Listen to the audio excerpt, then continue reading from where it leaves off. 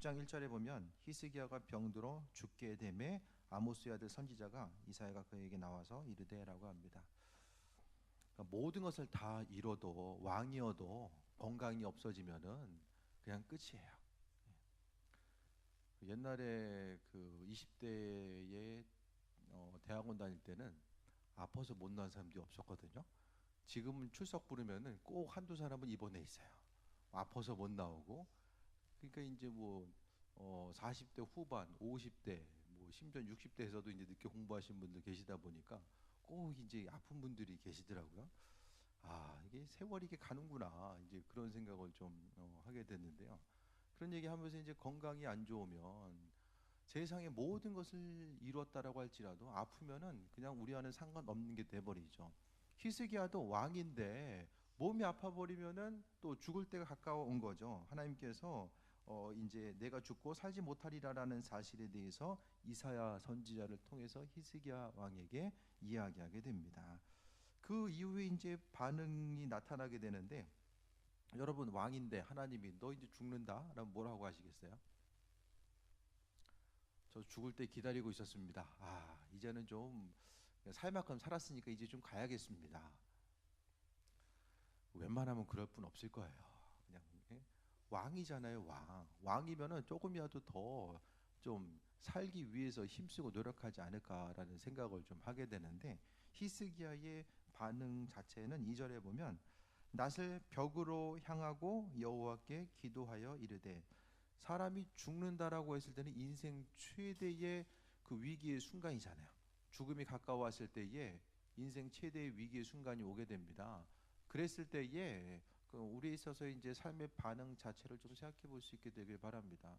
지금 이제 오늘 히스기야의 이제 반응 자체, 만약에 여러분 자신이 히스기야였다면 어떻게 하실까요? 생각을 좀 해보세요. 그러니까 히스기야 왕을 통해서 하나님의 이끄심과 인도하심이 나타났는데, 삶에 있어서 죽음을 앞둔 순간이 가장 위기의 순간입니다. 그러니까 성경에 있는 대부분의 사람들은 위기 앞에서 어떤 삶을 어떻게 살았는지를 우리가 말씀을 통해서 돌아볼 수 있어야 돼요. 낯을 벽으로 향하고, 이것은 벽을 바라본다라는 것은 하나님의 도우심과 인도하심에 대해서 바라보는 삶의 이제 상징적인 행동입니다. 여호와께 기도하여 이르되라고 합니다. 그러니까 인생의 순간마다 위기의 순간이 누구나가 있어요. 그 순간순간을 살아감에 있어서 성경에 있는 사람들은 도대체 뭐 했지? 하나님의 백성으로서의 삶을 살아갔다는 사람들은 도대체 무슨 일을 어떻게 행했을까? 그것에 대해서 우리가 생각해 봐야 되는데, 말씀에 나와 있는 하나님의 사람, 또 하나님의 주권과 인도하심 가운데 있었던 사람들은 철저하게 기도함을 통해서 하나님의 도우심과 인도하심에 대해서 바라보는 모습을 보게 됩니다. 여러분의 인생 가운데 어떻습니까? 수많은 것들. 그러니까 우리가 기도할 때도 그 인생에 다양한 문제들이 있어가지고 그 문제를 해결받기 위해서만 계속해서 기도하면은 사실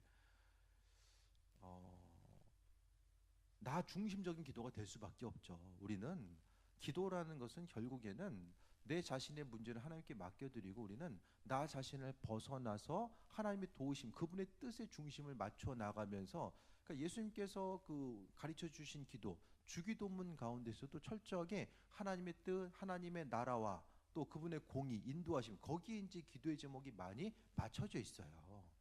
그러니까 나 자신에게 중심을 두는 기도는 별로 없습니다. 하지만은 정말 급하게 먼저 삶에 있어서의 당장 죽게 됐는데 하나님의 영광만 구하고 있기가 웬만해서는 쉽지 않잖아요. 그러니까 인생의 절박한 문제 앞에서 우리가 기도해야 되는데, 오늘 히스기야는 낯을 벽으로 향하고 여호와께 기도한 거. 그러니까 다른 것 보지 않고 그냥 벽 보면서 기도한 거예요. 그러니까 교회가 여건이 되면 좀 기도실을 만들어 놓는 게 참 좋은 것 같아요.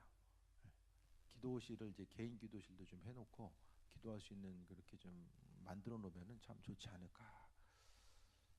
근데 좀 많은 큰 교회 아니면 좀 힘들고요. 그리고 요즘에는 이제 교회 여유가 있으면은 카페 만들려고 하지 기도실 만들려고 잘 안 하거든요. 근데 카페는 교회 아니라도 많이 있어요. 얼마든지 많이 있는데 이 기도실은 별로 없잖아요. 그 우리가 기도하는 사람들이 좀 많아지면 참 좋겠다는 생각이 들고, 이번에 이제 그 후배 목사님이 거기 부임을 해가지고 갔다 왔는데 이제 한일아 목사님 같이 갔었어요. 근데 제가 이제 좀 물어봤어요. 저녁 기도 몇 명 나오냐고 물어봤는데 맨날 그 나오는 사람이 20명이래요. 저녁 기도. 그 많이 나온다 했더니 그, 그래도 교인 숫자에 비하면은 주일날만 어쨌든 거기에 목표는 그 출석 교인들은 다 저녁 기도에 나오는 게 목표잖아요. 그렇게 하다 보니까 본인도 좀 아쉬움이 있는 거죠. 우리는 딱 이제 또 앞으로 광고 드리겠지만 다 이제 날마다 기도할 분 선착순 10명만 어쨌든 기도의 자리를 지키고 성전에는 항상 그 성소에는 불이 있었거든요. 불이 이제 타오르고 있고 하나님께 나아가는 그 순간순간 기도의 불이 꺼지지 않아야 되거든요. 그래서 우리가 그냥 나와서 기도하세요 그거보다는 그래도 뭔가 딱 1년만 1년 끝나고 나서 갱신하는 거죠. 뭔가 5년 10년 하면은 이게 잘 피부에 와닿지 않기 때문에 저도 좀 머리 쓰기로 했어요. 1년만 하면 왠지 좀 할만할 것 같잖아요. 그래서 선착순 10명을 해가지고 이제 기도를 하는 거죠. 선착순 딱 10명만 해서 기도를 하는 거예요.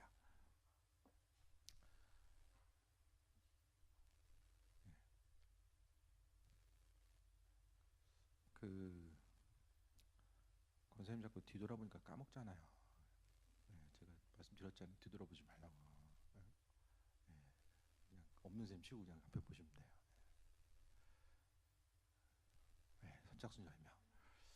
그래서 이제 1년 정도만 그렇게 같이 이제 기도하고 나서 그 다음에 또 이제 10명만 딱 모아서 이제 또 하는 거죠. 그 다음에 또 지원자가 많으면 좀 늘어날 수도 있겠지만은 그러니까 그 10명의 역할은 날마다 내 심각한 문제가 있기 때문에 그 문제를 위해서 기도하는 것을 넘어서서 나라 민족을 위해서 교회를 위해서 중보기도할 사람들 위해서 기도하는 거예요.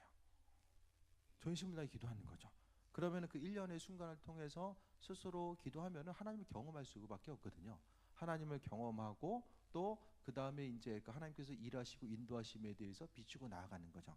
그러니까 사람이 정말 힘들고 절박한 문제가 있어서 기도하는 건 누구나 다 할 수 있어요. 그런데 그래도 숨쉬고 살만한데 기도하는 것은 정말 하나님 보시기에 합한 기도가 더 될 수 있거든요. 히스기야는 기도 안 할 수밖에 없는 하지 않으면 안 되는 그런 상황이잖아요.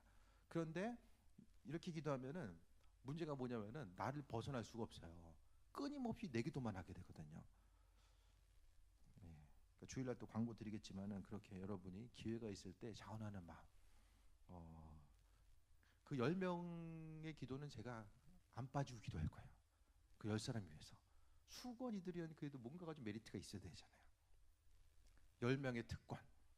그러니까 이제 그 10사람의 기도를 제목을 받아서 제가 더 기도하고 함께 기도함을 통해서 하나님의 일하심과 인도하심을 바라보는 거죠. 1년 금방 갑니다. 살아보셔서 알겠지만 1년은 금방 가요. 네. 그러니까 어쨌든 물론 뭐 사정이 있어서 빠질 수도 있겠지만은 그 1년의 순간만큼은 최대한 저녁 시간에 나와서 1시간 이상 기도하고 돌아가는 거죠. 네. 심는 대로 거둔다라는 거. 하나님은 절대로 공짜가 없어요. 기도하는 사람들 통해서 하나님이 일하시고 인도하시는 거예요. 저하고 사모님 빼고 10명이에요. 아무튼 선착순 10명이니까 생각 잘 하시고 나머지 인원들은 그냥 오면 기도하고 가는 거죠. 이제 그 10사람한테는 그만큼 더 책임감이 주어지는 거예요. 성전을 기도로서 밝히고 나아갈 수 있는 아주 귀한 역할을 감당하는 거죠. 3절 보겠습니다. 여호와여 구하오니 내가 진실과 전심으로 주 앞에 행하며 주께서 보시기에 선을 행하게 한 것을 기억하옵소서 하고. 그러니까 지난 날을 돌아보니까 본인이 별로 하나님 앞에 크게 잘못한 게 없는 것 같아요. 그러니까 하나님을 향해서 하나님 내가 하나님께 전에 이렇게 한 거 아시죠? 그걸 한 거죠. 그러니까 어쨌든 그 우리 스스로 행할 수 있는 모든 것들이 신앙의 본질적인 것을 통해 보면은 내가 했지만 내가 한 게 아니거든요. 하나님께서 그와 같은 일들을 감당할 수 있도록 힘과 능력과 지혜와 권세와 권능을 주셨기 때문에 우리가 한 가지 한 가지 하나님을 향한 그 온전한 일들을 감당해 올 수 있었는데 오늘 히스기야는 급하니까 하나님 향해서 그 사람이 급하면 다른 사람을 향해서도 너 옛날에 내가 이거 해준 거 알지? 이번에 은혜를 갚아야 돼. 이렇게 얘기할 수 있는 것처럼 비슷한 맥락 가운데서 이제 급하니까 히스기야가 기도하다가 이게 생각난 게 내가 하나님 앞에 진실과 전심으로 주 앞에 행하며 주께서 보시기에 선을 행한 것, 그나마 나름대로 좀 착하게 살았다고 생각을 한 것 같아요. 하나님 보시기에 악을 행했으면은 이런 기도 안 했을 거예요. 그래도 히스기야는 그래도 자신이 하나님 보시기에 조금 그래도 좀 의롭게 살려고 힘썼다라는 나름대로의 생각을 가지고 있었고, 그것 때문에 이제 하나님께 간구한 거죠. 그러니까 그 본질적인 마음의 생각에는 나는 하나님 앞에 할 만큼 했는데 이제 죽는다라고 하니까 뭔가 심령에 억울한 거예요. 억울해서 못 죽는 거예요. 지금 상해. 왕인데 어떻게 죽어? 못 죽어요. 그런 지금 절박한 상태. 그래서 히스기야가 심히 통곡하더라라고 이야기합니다. 이 통곡하는 게 성경에서 왜 통곡은 그냥 슬퍼가지고 우는 게 아니라 이제 기도하는 거예요. 아주 절박하니까 기도할 수밖에 없어요. 그런 상황들. 여러분 어떠십니까? 문제 생겨가지고 절박하게 기도하고 싶으십니까? 아니면 마음의 여유를 가지고 좀 다른 사람들 위해서 기도하고 싶으십니까? 중보기도 하면서 살아가는 게 정말로 큰 은혜예요. 날마다 문제들이 생겨가지고 그 문제들 하나하나 해결하기 위해서 내 발에 떨어진 그 불 끄기 위해서 날마다 간구하고 매달리고 기도하는 삶, 그게 어렵잖아요. 그러니까 삶에 있어서 기도는 해야 되는데 기도하면서 내가 내 눈앞에 펼쳐진 내 문제 해결하기 위해서 기도할 거냐, 아니면은 미리미리 기도하다 보면은 하나님께서 그 문제를 알아서 해결해 주시는 것도 너무나도 많고, 또 그와 같은 일들에 있어서 지혜와 능력을 허락하셔서 인도하심 따라 나아갈 수 있는 그 온전한 길을 만들어 주시거든요. 근데 그게 아니면은 이제 오늘 본문에 나와 있는 히스기야 심히 통곡하는 이 기도, 그 나라 민족을 위해서 심히 통곡하면서 기도하면 그래도 좀 멋있기라도 한데 이건 너무 절박하잖아요. 이게 지금 죽지 않기 위해서 지금 절박하게 기도하는 거, 물론 이것도 되게 귀한 기도예요. 기도 안 하고 이제 그냥 아유 그냥 하나님 죽으라니까 죽나 보다. 그러니까 히스기야가 기도하는 것은 우리가 성경에 보면 하나님이 사람의 기도에 따라서 뜻을 바꾼다라는 거예요. 그 대표적인 예가 히스기야의 예고, 또 이제 아브라함이 그 소돔과 고모라를 위해서 기도했을 때도 하나님께 간구했을 때에 의인 10사람을 찾는 이 과정 가운데 하나님이 뜻을 계속해서 바꾸시잖아요.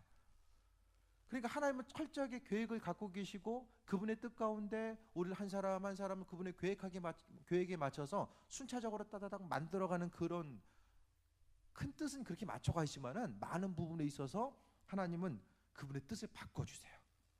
근데 어떤 사람에게 그분의 뜻을 바꾸냐, 그걸 생각해 봐야 되거든요. 하나님의 뜻을 오늘 본문을 통해 보면은 하나님께 간구하는 거, 아브라함이 간구했던 것도 기도의 모습이잖아요. 우리 기도를 통해서 하나님 그분의 뜻을 바꾸어 나가시는 분, 그러니까 하나님 철저하게 인격적인 분이에요. 내 인생과 운명, 그러니까 믿지 않는 사람들은 운명이 있다라고 하고 인생에 정해진 틀이 있다라고 이야기하거든요. 사주팔자 보잖아요. 근데 믿는 사람들은 그런 전혀 상관이 없어요. 오로지 하나님의 뜻과 인도하심, 그분은 우리를 인격적으로 존중해 주시고 우리의 상황과 형편을 바라보시고 뜻과 예비하심을 통해서 나아갈 수 있는 그 은혜를 하나님께서 허락해 주심에 대해서 보게 됩니다. 하나님 왜 히스기야에게 너 이제 그만 살아라 왜 얘기했을까요? 왜? 살고 죽는 것이 많은 부분에 하나님의 뜻이 있는데, 근데 히스기야 예를 통해서 이제 역사를 통해 보면 오늘 20장 12절부터 보면은 바벨론에서부터 이제 오게 됩니다. 앞에 보면 어떤 내용이 있냐면은 아시리아가 쳐들어왔을 때에 하나님께서 아시리아 그 공격 앞에서 하나님께서 하나님의 방법으로 남유다를 보호해 주시잖아요. 그래서 문둥병자들이 가가지고 아시리아 군사들 다 도망간 거를 보고 나서 이제 소문을 듣고 이제 바벨론에서 이제 특사를 보낸 거예요. 아니 저 동네 뭐가 있길래, 이 당시에 최강대국은 아시리아거든요. 그런데 이제 오니까 뭐 했냐, 바벨론에서 온 사자들에게 메신저들에게 뭘 했냐면 자신이 가지고 있는 국력을 자랑했어요. 자랑하다가 또 찍혀요. 하나님 보시기에 하나님의 방법대로 숨기에 바빴다 하나님께서 살려주셨잖아요. 히스기야 왕이 한 게 없어요. 근데 하나님께서 주권적 은혜로서 살려주셨는데, 하나님께서 은혜 가운데 함께 하셨는데 그것에 대해서 잊어버리고 살아갔던 모습을, 또 그 죄에 대한 모습을 이야기하고 있고, 또 하나 15년 그냥 안 살고 죽었으면 좋았을 텐데 21년 더 살면서 어떤 일이, 그 15년을 더 살면서 뭐가 있냐면 14대 왕 므낫세가 태어나요. 성경 기자는 이 남유다가 망한 것은 므낫세 때문에 망했다 이렇게 기억도 하거든요. 기록도 하거든요. 이 남유다 역사상 가장 패역한 왕으로서 불려지는 므낫세가 태어납니다. 근데 또 이상한 것은 그 다음 왕이 또 하나님 은혜 가운데 종교 개혁을 일으키고 나갔던 또 요시아가 태어나요. 참 이렇게 역사를 보면 아이러니한 일들이 많이 나타나게 되는데, 어쨌든 그 므낫세가 태어난 것에 의해서 이스라엘은 본격적인 그 악의 길, 우상 숭배길로 이제 계속해서 빠져들게 됩니다. 그러니까 므낫세가 이제 중요한 역할을 하게 되는 거죠. 그래서 나중에는 바벨론에 의해서 나라가 멸망하게 됩니다. 어쨌든 그런 이런저런 그 상황들을 하나님께서 바라보시고 히스기야 왕에게 그냥 와라. 그러니까 우리가 인간적으로 생각했을 때는 히스기야 왕이 죽는 게 되게 안타까운데, 역사적인 큰 틀을 통해서 보면은 요쯤에서 깔끔하게 마무리된 게 아주 좋은 거예요. 우리의 인생도 적당한 선에서 마무리되는 게 어쩌면 좋을 수 있어요. 왜냐? 사람이 가면 갈수록 체력도 약해지고 영적인 능력도 약해져요.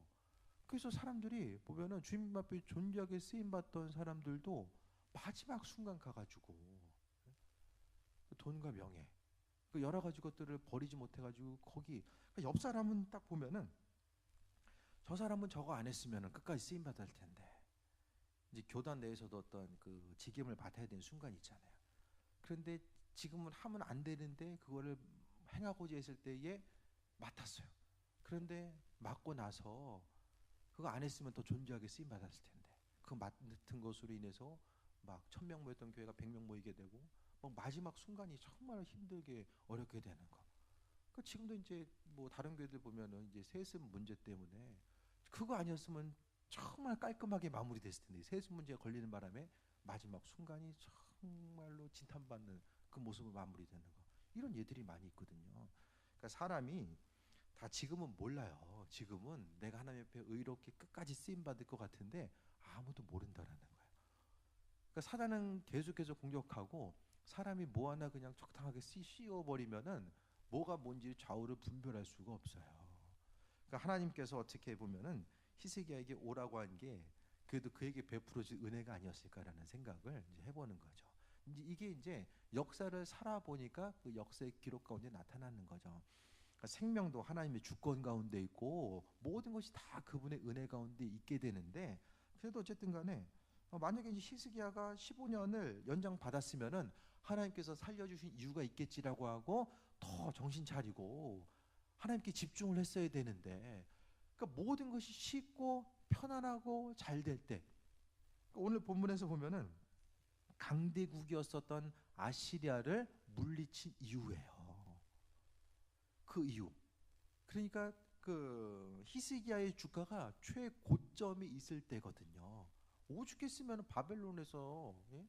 사자를 보내가지고 그 조그만 고대 근동의 그 조그만 나라, 예? 그 남유다와 북이스라엘이 갈라져 있는 상태에서 남유다는 거의 이제 그 남유다의 북쪽 끝은 예루살렘 쪽이거든요.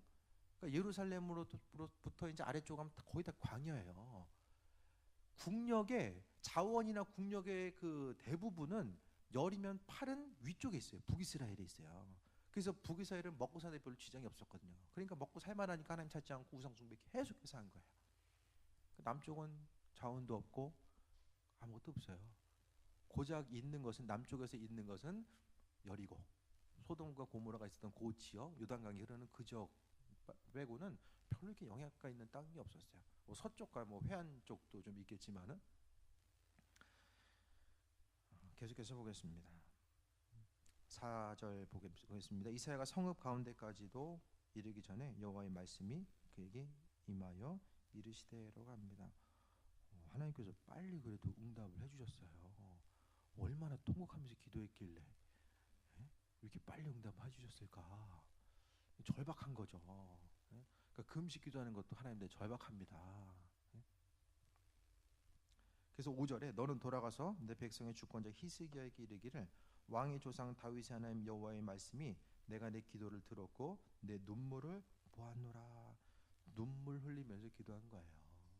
그러니까 역사의 과정들, 뭐 하나님의 뜻 여러 가지가 있겠지만은 그 가운데서 볼 수 있는 것은 하나님은 눈물을 보신다라는 거. 기도하는 한 사람 한 사람, 그분의 도우심 따라 나아가는 그 한 사람 한 사람의 눈물에 대해서 하나님께서는 보신다라는 거예요. 내가 혼자 기도했을 때에 내 눈물 보는 사람이 없어도 하나님께서는 다 지켜보고 있잖아요. 왕이 기도했을 때 다른 사람은 보면서 이렇게 울면서 기도했겠어요? 혼자 그냥 안 보이는 데서 기도했겠죠? 근데 하나님께서는 기도를 들으신다라는 거야.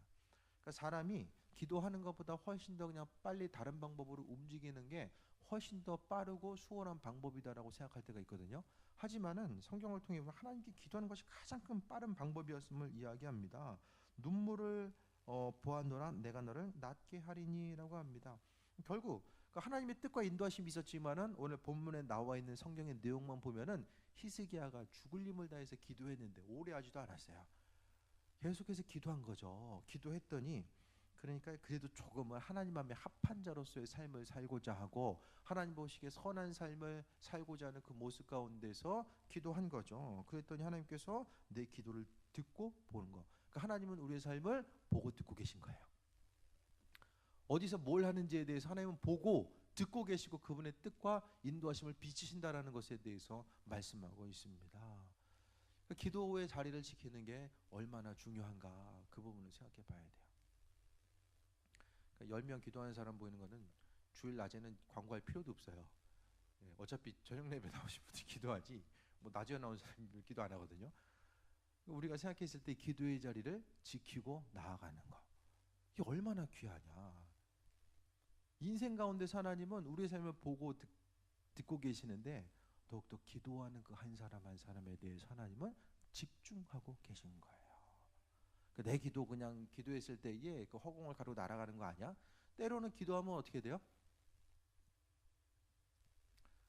힘들죠. 몸이 힘들죠. 몸도 힘들고 또 삶이 또 지칠 때도 있죠. 기도하다 보면 정말 힘들고 어려운 때가 오게 되죠.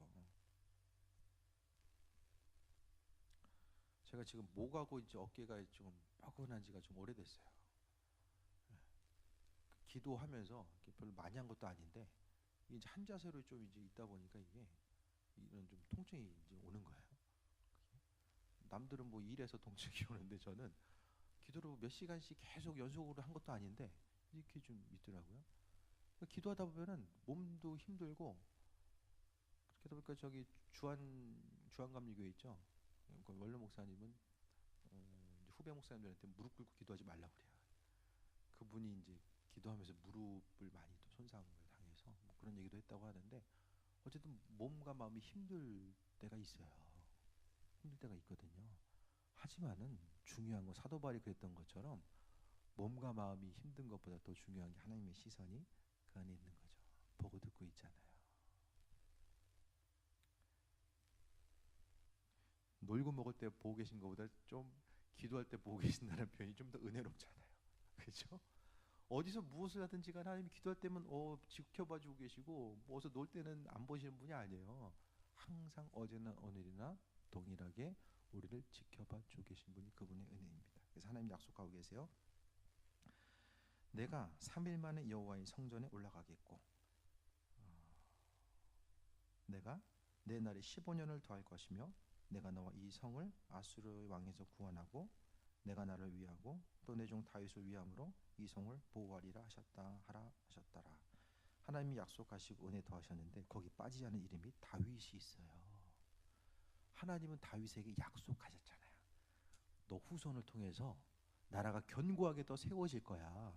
그것에 대해서 하나님 약속하셨어요. 그 약속에 대해서 어떻게 하면 하나님 지키려고 힘쓰고 노력하시는 거예요. 그래서 오늘 본문을 통해서 히스기야가 또 남유다가 구원받은 것은 하나님께서 다윗을 향한 약속이 있었기 때문에 다윗은 하나님 보시기에 신실한 사람이었어요. 신실했기 때문에 그 후손들을 통해서도 약속을 지키기 위해서 계속해서 은혜를 베푸시고 함께 하시는 모습에 대해서 우리가 볼 수 있게 됩니다. 그러니까 이제 오늘 히스기야가 13대 왕으로서 이제 계속해서 내려오기까지 하나님의 은혜와 인도하심이 있었음을 계속해서 보게 됩니다. 7절에 이사야가 이르되 무화과 반죽을 가져오라 하매 무리가 가져다가 그 상처의 노온이 나으니라. 히스기야가 이사야에게 이르되 여호와께서 나를 낫게 하시고 3일 만에 여호와의 성전에 올라가게 하실 무슨 징표가 있나이까. 그 이제 질병 때문에 마음에 여유가 없는 것 같아요. 그 대부분의 사람은 이제 하나님 말씀하시면 알겠습니다 아멘 하잖아요. 마음이 좀 불안했던 것 같아. 그러니까 이제 징표를 구하게 됩니다. 성경에서 이제 징표를 나왔던 이 사람들이 이제 나오잖아요. 기드온과 300명의 용사에서 기드온도 하나님께 이제 새벽에 이제 그 손뭉치를 통해서 징표를 구하는 모습에 대해서 보게 되는데 그도 이제 마음에 두려움이 있었거든요. 그것 때문에 징표를 구한 거예요. 오늘 본문의 내용을 통해서도 히스기야가 징표를 구합니다. 이사야가 이르되 여호와께서 하신 말씀을 응하게 하실 일에 대하여 여호와께로부터 왕에게 한 징표가 이 말이라. 그러니까 하나님은 정말로 바라고 원하는 것들에 대해서 책망만 하시는 것이 아니라 성경에 보면은 웬만하면 좀 맞춰주시고 웬만하면 들어주세요. 예? 그분의 자녀된 백성들이 간절히 원하는 것들에 대해서 듣고 계시고 주목하고 계시며 말씀에 대해서 은혜를 베풀어 주시는 거예요. 해 그림자가 10도를 나아갈 것이니까 혹 10도를 물러갈 것이니까 하니라고 합니다. 하나님께서 말씀하신 거죠. 히스기야가 대답하되 10도를 나아가기는 쉬우니 나아가는 게 어떻게 쉬워요? 해가 앞으로 나가는 게 어떻게 빨리 도는 게 지금 우주의 그 질서와 원리들이 있는데 이게 지금 조금 앞에 가면 이게 심각한 문제가 생겨요. 그런데 앞으로 나가는 거 쉬울 것 같으니까 뒤로 10도가 물러갈 것이니다. 뒤로 가도 문제가 생긴 거죠. 그러니까 이게 뭐냐면은 지구의 질서의 원리 가운데 해의 움직임 자체가 이것은 하나님께서 세상 모든 만물을 창조하시고 은혜 가운데 잡고 계시기 때문에 그 지구뿐만 아니라 우주 만물을 그분이 잡고 운행하고 계시기 때문에 해가 앞으로 가는 것과 이 뒤로 가는 것이 이게 원리가 성립이 되는 거예요. 만약 이게 아니면은 해 뒤로 가면은 과학적인 정확한 원리는 모르겠지만은 뭔가 심각한 붕괴 현상이 있을 거예요. 11절에 선지자 이사야가 여호와께 간구하며 아하스의 해시계 위에 나아갔던 해 그림자를 10도 뒤로 물러가게 하셨다라고 합니다. 하나님께서 치유와 회복을 보여주심을 이야기합니다. 사람들이 희망을 발견하기 힘든 시대라고 이야기해요. 교회에 대해서도 생각하고 이제 지금 이제 가장 심각한 문제는 교회가 어려움을 당하는 것보단 그 교회와 교회 지도자들이 지금은 교회 부흥의 때가 아니라고 하는 그런 그 이야기들이 이제는 당연시하게 받아들이게 된 것, 그것이 더 큰 문제입니다. 하지만 하나님의 말씀이 선포되고 그분의 온전한 부흥이 있었던 때는 쉽고 편안한 때는 하나도 없었거든요. 그러니까 어려움의 순간이지만 하나님은 그분의 뜻과 인도하심을 비춰주시고 함께해 주셨어요. 그러니까 지금 이 시대를 살아가면서 저도 이제 목사님들 만나다 보면 이런저런 얘기하지만은 어떤 힘들고 어려운 시기를 이야기하지만 그때마다 어쨌든 하나님 주시는 것은 기도에 대한 그 갈급함의 모습을 주시기 때문에 문제가 있어도 그냥 그런가 보다 하고 우리 열심히 기도해야 되겠다, 그것에 대해 생각하거든요. 어떤 문제 어려움이 있을 때에 이걸 내가 어떻게 이기고 해결하고 나아가지, 그것에 대해서 고민하고 생각하기보다는 주님께서 행하셔야 될 것, 그러니까 교회 공동체는 그리스도 예수께서 주인 되시고 또 그분의 인도하심과 예비하심을 따라가는 삶이 바로 우리의 삶의 모습이라고 생각했을 때에 항상 하나님의 도우심과 예비하심에 대해서 바라보는 거예요. 히스기야가 병에 대해서 이제 치유받잖아요. 그런데 오늘 그때에 이제 이사야가 이제 하나님의 말씀을 대언하잖아요. 이사야에게 이야기한 것이 바로 그리스도 예수라는 거예요. 제가 말씀드렸죠. 하나님은 하나님의 백성들을 직접 상대하지 않는다라는 거예요. 그리스도 예수를 통해서 우리에게 전달되는데 하나님께서 행하셨던 그 말씀과 인도하심과 예비하심, 이 모든 것들도 다 그리스도 예수께서 비춰주신 그 은혜라는 사실을 보게 됩니다. 기도의 순간을 통해서 하나님께 나아가는 것, 그러니까 기도하는 것이 뭐 이렇게 말을 많이 해서 잘해서 그것보다는 자신이 가지고 있는 생각, 또 하나님을 향한 간절한 기대와 소망함, 이 모든 것들 내 마음의 중심을 이야기하는 거죠. 교회에 있을 때나 나가서 움직일 때나 끊임없이 그분의 도우심과 예비하심을 바라보는 것이 우리의 삶의 모습입니다. 히스기야는 눈에 보이는 절박함이 있었기 때문에 더 주님께 간구했어요. 그런데 조금 더 성숙한 신앙인은 뭐냐면은 주님과 교제하고 싶고 함께하고 싶기 때문에 기도하는 거예요. 그러니까 기도하는 것이 내 마음의 기쁨이고 평안함이고, 그러니까 시편 기자, 그러니까 기도에 의한 기쁨이 대표적으로 나온 건 시편이거든요. 시편의 다윗의 그 감사의 시들을 통해서 보게 되면은 하나님께 나와서 기도하는 것, 기도 자체를 통한 기쁨과 즐거움이 무엇인지를 아주 깊이 우리가 묵상할 수 있고 바라볼 수 있게 돼요. 기도하는 순간 순간마다 하나님의 도우심, 그분의 예비하심이 무엇인지를 돌아보고 인도하심 받아 나아가고 새해 먹고 나아가는 것, 그것이 바로 삶에 있어서의 중심을 또 말씀하고 있습니다. 인생을 살아감에 있어서 하나님께서 마음을 바꾸세요. 창조주가 피조물 때문에 마음을 바꾼다라는 거예요. 잘 생각해 보세요. 이게 그냥 보통 일이 아니에요. 여러분이 뭘 만들었어요. 그것 때문에 내 마음을 바꾸는 거. 심지어 내가 창조한 것 때문에 내가 가장 사랑하는 아들을 죽기까지 그분께서 인도하시는 거. 그러니까 주님의 십자가 사건은 예수님 내 죄를 위해서 십자가 돌아가셨구나, 부활하셨구나, 이 기계적으로 받아들이고 아무런 무감각하게 받아들일 게 아니에요. 그것을 통한 창조주의 사랑과 인도하심과 예비하심을 발견해야 됩니다. 세상 모든 주권과 원리는 하나님께 있고, 하나님께서 기도하는 것 정말로 간절한 기도의 모습, 그 기도를 통해서 하나님은 그분의 뜻을 바꾸시고 또 그분의 예비하심과 인도하심을 비춰주셨던 모습에 대해서 보게 됩니다. 하나님은 우리를 향하신 계획하심이 있어요. 순간순간 우연적으로 만나게 되는 것처럼 보인다라고 할지라도 그 중심 가운데서는 하나님의 주권이 분명하게 속해 있습니다. 내게 어떤 일이 펼쳐졌을 때 내가 왜 이런 일이 있을까? 그것에 대해서 우연적으로 바라보지 마시고요. 그 일들이 정말로 내 삶에 있어서 기쁘고 평안한 일이든지 간에 힘들고 어려운 일이든지 간에 그 순간순간의 과정을 통해서 하나님의 뜻과 인도하심을 발견하고자 힘쓰는 거예요. 오늘 분명히 나오잖아요. 하나님께서 내 눈물을 보았고 내 기도를 들었다라고 이야기하잖아요.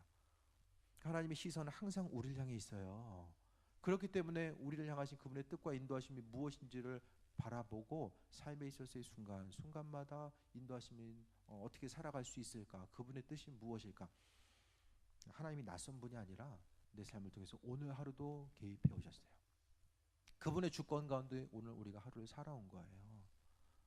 하나님은 어떤 기도 많이 하는 사람, 특별한 사람들에게 관심을 기울이는 것이 아니라 예수 그리스도를 주인으로 고백한 그 순간부터, 내가 주님을 아주 삶에 있어서 중요한 존재로서 인식한 그 순간부터 하나님의 시선, 그러니까 내비게이션이 이렇게 GPS 잡는 것처럼 그 순간 이제 바로 잡히는 거예요. 그래서 어디서 무엇을 하든지 간에 하나님의 시선 가운데 우리가 존재하는 거죠. 삶이 힘든 거는 내가 혼자고 심지어 나를 도와줄 사람이 아무도 없다라고 생각할 때, 그로 인해서 내가 아무것도 할 수 없다라고 생각할 때 가장 힘든 순간이거든요. 기도 많이 해야지만이 내가 바라고 원하는 것을, 모든 것을 이룰 수 있다, 그 차원에 대해서 말씀드리는 건 아니에요.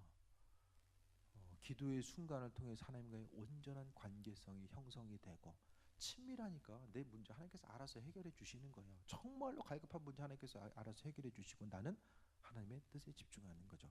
그것이 바로 그의 나라와 의를 구하는 삶의 모습입니다. 히스기야의 병과 또 생명 연장에 그 하나님의 은혜를 베푸르셨던 모습을 통해서 사람이 생각하기에 불가능하다고 하는 이 모든 것들에 대해서 하나님은 이 시대에도 그분의 뜻을 이루시고 함께해 주십니다. 성경을 통해서 그분의 능력 역사가 끝났으면 우리가 성경 볼 필요가 없어요. 하나님은 단순히 우리에게 마음의 평안만 주시는 분이 아니라 구체적으로 삶의 정간의 은혜를 베푸시고 인도하신 분이라는 사실에 대해서 돌아보며 하나님의 인도하심과 예비하심 가운데 또 새해 먹고 기도만이 살 길이고 또 기도를 통해서만이 하나님의 뜻을 온전히 이루어갈 수 있다는 사실을 다시 한번 깊이 묵상하는 존귀한 삶이 되시길 축원드립니다. 기도하겠습니다. 하나님 인도하심에 감사합니다.